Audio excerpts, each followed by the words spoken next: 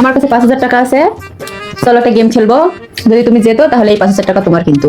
হ্যাঁ তো গেমটা হচ্ছে এই কাপ দুটার উপরে তোমাকে এই কাগজটা রেখে এই ডিমটা রাখতে হবে।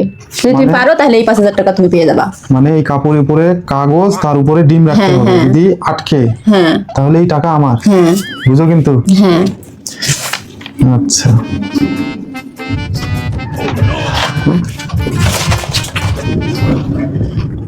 কি বলে তো হচ্ছে না।